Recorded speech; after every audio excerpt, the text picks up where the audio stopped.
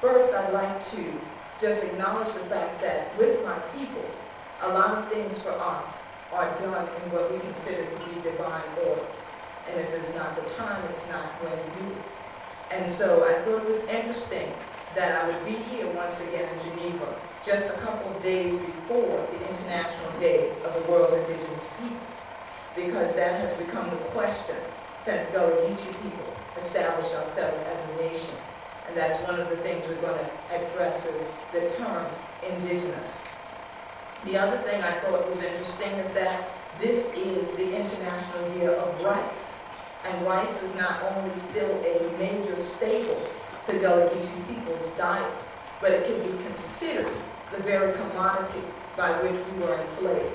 Because cotton, rice, and indigo were the three cash crops that my ancestors, who came from everywhere from the Senegambia region down to Angola, a few from Madagascar, the entire Windward or Rice Coast region, were the African people that became enslaved, that then blended their cultures, their languages, their traditions, in what is called the Sea Islands and the Low Country, which is sitting right outside of the southeastern seaboard of the United States, where North Carolina, South Carolina, Georgia, and Florida are located.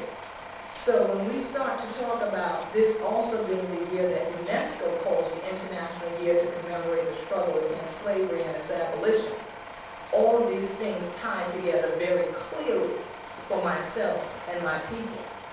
So as we begin to look at things, the biggest issue for us now as Gullah Geechee people, and why we have chosen to stand on our human right to self-determination, is because we do refuse to be enslaved by a forced assimilation now.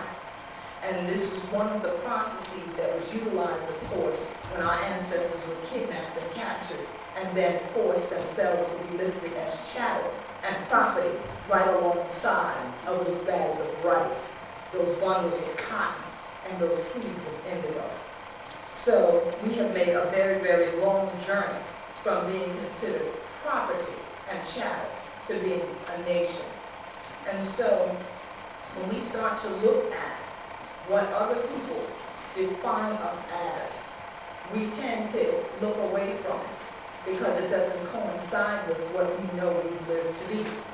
So when we start to address this issue that we're dealing with in this theme, we have to look at a number of different things.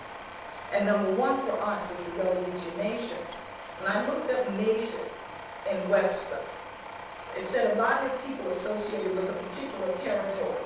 And I just outlined for you the territory that my people have been associated with at least since 1670, okay?